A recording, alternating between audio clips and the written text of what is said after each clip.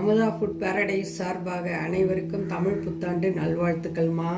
இன்னைக்கு சித்திரை திருவிழா, முக்கணி திருவிழான்னு சொல்லுவாங்க. அதுக்காக வாழைப்பழம், மாங்கனி, பலாப்பழம் மூணையும் வச்சு ஒரு ஸ்வீட் பண்ணி தமிழ் புத்தாண்டை இனிமையாக வரவேற்கிறேன்.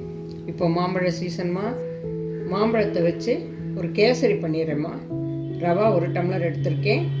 முந்திரி, திராட்சை, ஏலக்காய் நான் பொடி செஞ்சு வச்சுட்டேம்மா. அதில் 1 ஸ்பூன் அளவுக்கு சேர்த்துக்கிறேன். டம்ளர் ரவையம்மா மீடியம் ஃப்ளேமில் வச்சு நல்லா கொஞ்சம் வறுத்து எடுத்துக்கோங்க.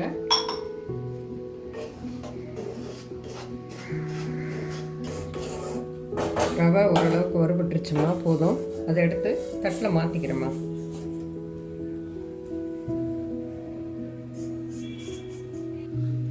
ரவா வறுத்த அதே ஃபேன்லம்மா 1 ஸ்பூன் நெய் விட்டுக்கிறேன். அதோட நெய் காயவும் முந்திரியை வறுத்துக்கிறேன், திராட்சையும் வறுத்து எடுத்துக்கிறேம்மா.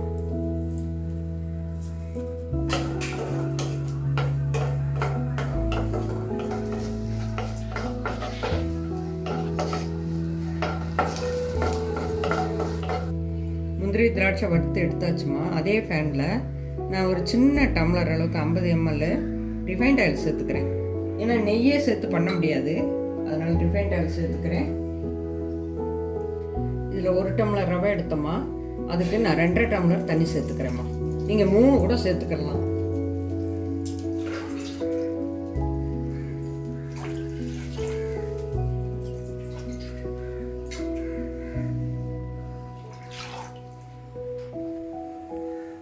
மீடியம் ஃப்ளேமில் வச்சுக்கோங்கம்மா. தண்ணி நல்லா கொதிச்சு வரணும். கொதிச்சு வரேன், ரவையை போட்டுக்கின்றேம்மா. தண்ணி நல்லா கொதிச்சிருச்சுமா. 1 சிட்டிக்கு அளவு உப்பு சேர்த்துக்கிறேன். நான் ஃபுட் கலர் எதுவும் சேர்க்கலமா, அதுக்காக மஞ்சப்பொடி சேர்த்துக்கிறேன். வீட்டில் அரைச்சி வச்ச மஞ்சத்தூளை சேர்த்துக்கிறேன்.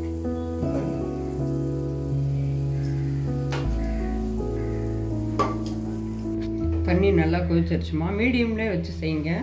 இப்போ ரவையை சேர்த்து கிண்டிக்கிறேன்.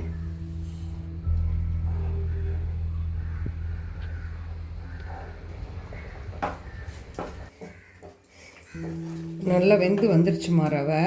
இந்த டைமில் 1 டம்ளர் ரவை எடுத்தேன்னா அதுக்கு நான் 1.5 டம்ளர் அளவுக்கு சர்க்கரை சேர்த்துக்கிறேம்மா.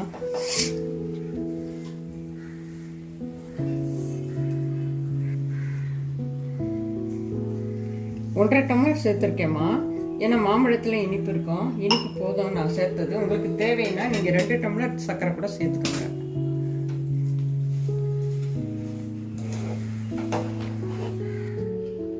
கேசரி ரெடி ஆகிடுச்சுமா. இப்போ நல்லா நசுக்கி வச்ச மாம்பழம் நீங்கள் மிக்சியில் கூட அரைச்சிக்கோங்கம்மா. அரைச்ச அந்த மாம்பழத்தை சேர்த்துக்கோங்க. நல்லா ஒரு கொதி வர இறக்கிடுங்க. ரொம்ப நேரம் விடாதீங்க, விட்டிங்கன்னா அந்த மாம்பழ டேஸ்ட்டெல்லாம் மாறிடும். நல்லா ரெடி ஆகிடுச்சுமா. இந்த டைமில் ஒரு 1 ஸ்பூன் அளவுக்கு ஏலக்காய் பொடி சேர்த்துக்கிறேம்மா. பொரிச்சு வச்சு நெய்யில் பொரிச்ச நட்ஸு சேர்த்துக்கிறேன், முந்திரி, திராட்சை. இந்த டைமில் லாஸ்ட்டில் ஒரு 3 ஸ்பூன் அளவுக்கு நெய் சேர்த்துக்கிறேம்மா. உங்கள் நெய்லேயே செய்யலான்னா நீங்கள் நெய்லேயே செஞ்சுக்கோங்கம்மா.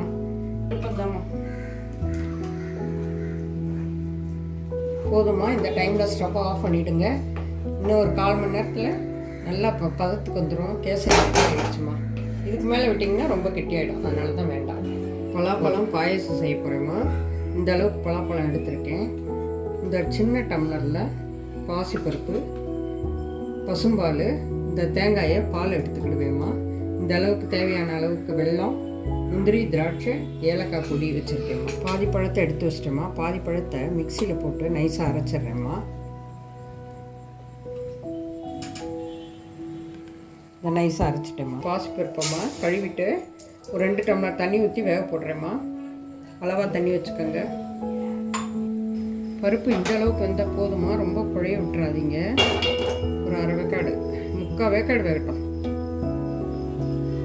வந்துடுச்சு. அதுக்கு பிறகு வெல்லத்தை நான் காய்ச்சி வச்சுருக்கேம்மா. அதை வடிகட்டிக்கிறேன். அதில் உங்கள் இனிப்புக்கு தகுந்தாப்புல உங்களுக்கு எவ்வளோ வேணுமோ பண்ணிக்கோங்க.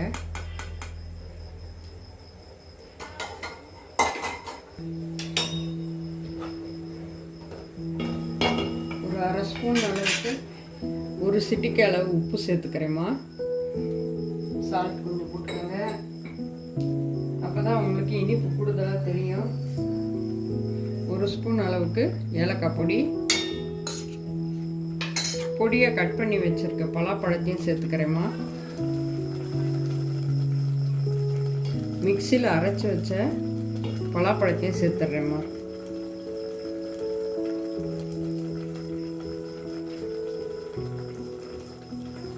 ஒரு டம்ளர் பசும்பால் வச்சுருக்கோமா, காய்ச்சின பால், நல்லா காய்ச்சின பால். அதை மிக்ஸி ஜாரில் போட்டு கலந்து ஊற்றிக்கிறேன்.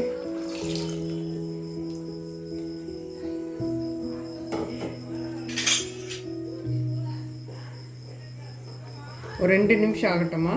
திக்கான தேங்காய் பால் எடுத்து வச்சுருக்கோமா, ஒரு தரம் எடுங்க போதும். அப்படியே சேர்த்துக்கோங்க. அதை தேங்காய் பால் ஊற்றினதும் ஒரு 2 நிமிஷத்தில் இறக்கிடுங்க. ரொம்ப நேரம் கொதிக்க விடாதீங்கம்மா.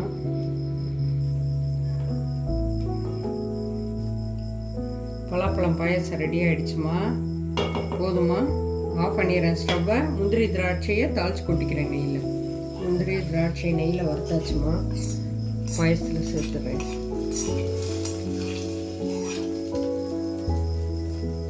பலாப்பழம் பாயசம் ரெடி. வாழைப்பழத்தை வச்சு கோதுமை மாவில் அப்பம் செய்ய போகிறேன்.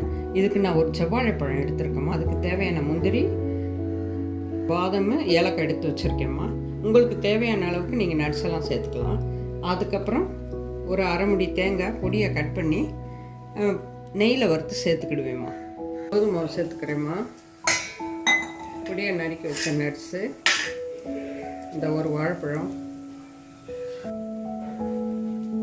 ஸ்டவ்வில் வானல் வச்சுருக்கேம்மா. அதில் 1 ஸ்பூன் அளவுக்கு நெய் விட்டுக்கிறேன். பொடியை நறுக்கி வச்ச தேங்காயை வறுத்துக்கிறேம்மா. இந்த மாதிரி நைஸாக இப்போ பொடியை நறுக்கி வச்சுக்கோங்க. அந்த தேங்காயை நான் வறுத்துக்கிறேன்.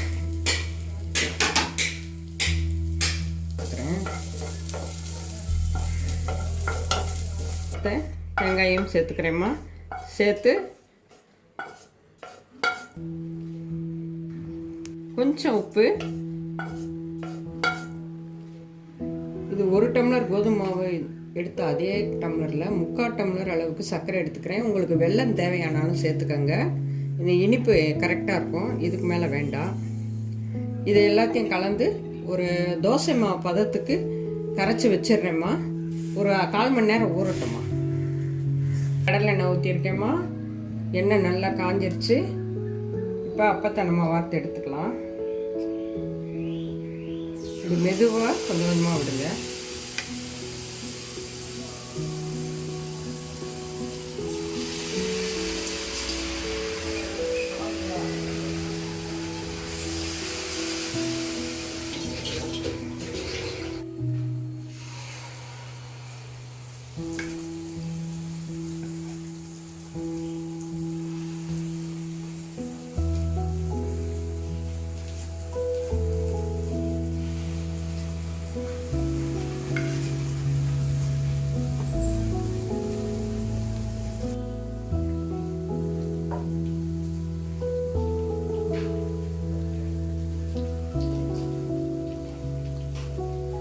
அப்போ ரெடிமா.